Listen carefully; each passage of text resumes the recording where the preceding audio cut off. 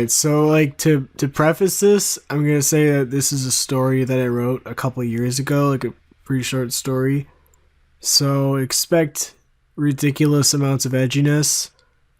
And second of all, when the story says white, they mean WIGHT, not WHITE.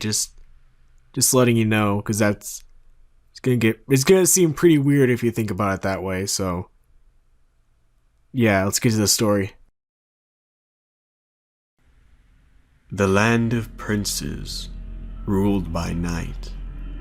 The towns are governed by the white.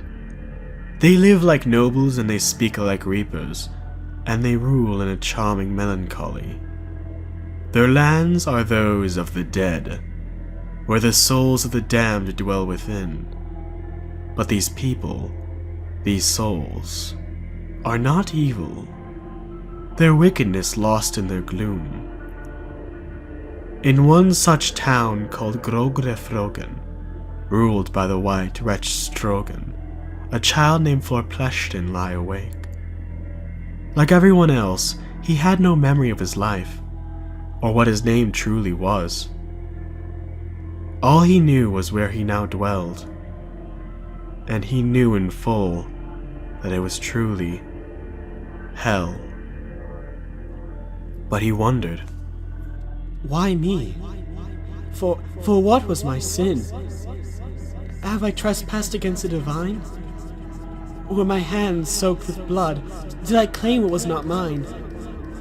Do I really deserve this existence? One day, the boy decided he would ask the white, Wretch Shtrogen. So, he went to the king and told him his grief, and the king knew not what to say, for he had never been asked about somebody's past before. Usually, the souls either lack the willpower to ask, or just simply do not wish to know. He found himself stuttering trying to find a response, and though he searched for an answer within his skeletal head, he could not find one. For it was not a white's duty to know the sins of his prisoners, only to maintain the peace. Wretch Shtrogen lifted his head and spoke with fleshless jaws that carried his words, his jaw moving in a way that was beyond understanding. And his words came from seemingly nowhere. Dear child who once walked the kingdom of man, my knowledge, although vast, is limited. I know not of your legacy. Your story eludes my mind. But that is not my full reasoning. You see, humans are troublesome creatures. I cannot fully believe in your innocence just because you feel not the weight of sin. For none that exist within this land hold the memory of their trespasses. But know that all humans are capable of sin, and that includes you.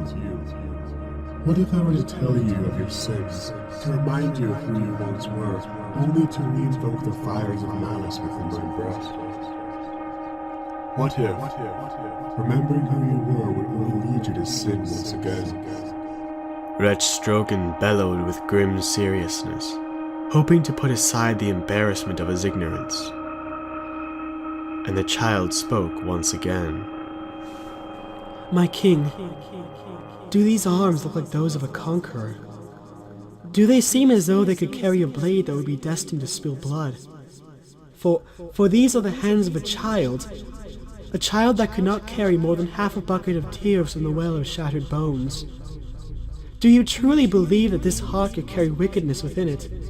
If so, you would have cast me aside without gracing me with your words, but nay. You took time to hear my plea, so you too must be perplexed by the situation. If so, then I beseech thee to lend me thine aid. Florpleshton stood in silence as he waited for the wrath of the White King to come crashing down upon him for speaking out against his rule. He held his breath as the chilling hand of regret grasped at his silent heart. Finally, the voice of the White broke the air of silence. I shall go and ask one of the princes of your story, for you are correct in your assumption of my interest. But I have certain conditions that I must abide by. If I hear that your sins were those born of a wicked heart, then I shall speak no more of this situation.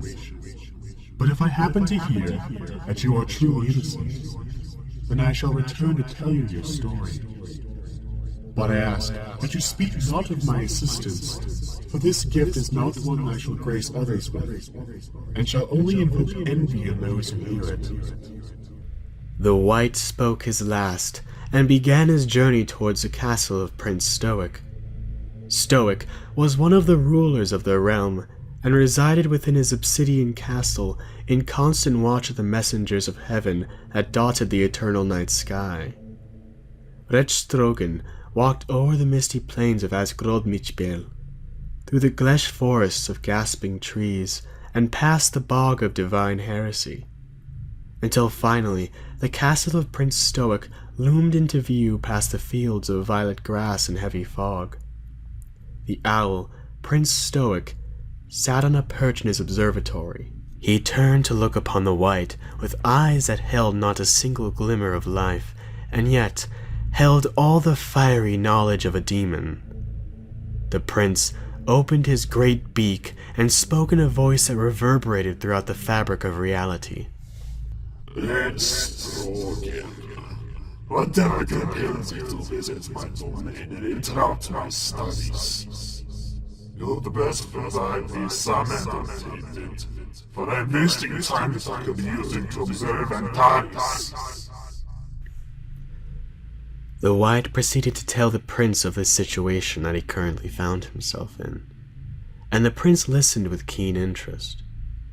When the White finished his tale, the prince raised a great wing to his beak and pondered what to say. What? The child's sin was not a minor one, but nor was it a major one. That child was alive, free of sin.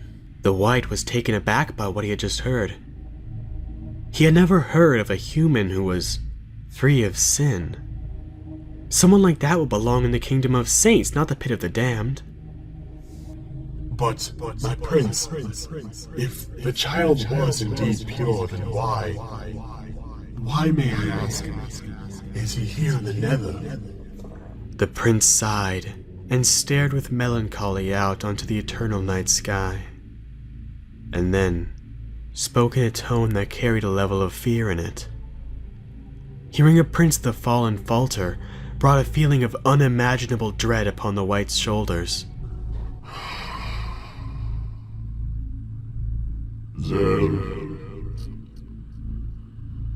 There exists not a land other than a kingdom, and the kingdom of man.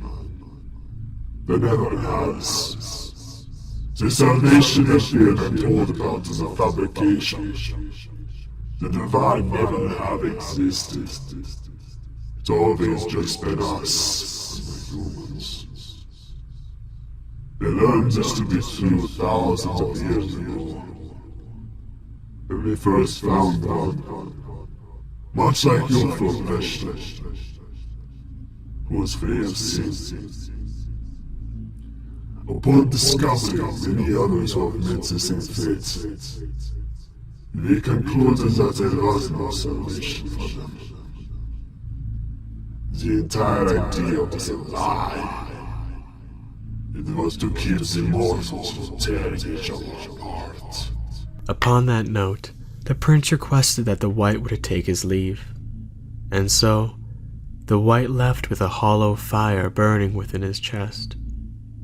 He asked himself what he would tell the boy, for he did not expect to hear such horrid news, and knew not what to do with his newfound knowledge. He returned to his kingdom a few days later, but his return felt all too soon. He was greeted by the young boy, who looked upon him with hopeful eyes. But the White did not return his gaze, for he could not bring himself to look the child in the face. He just stared out into the horizon and shook his head.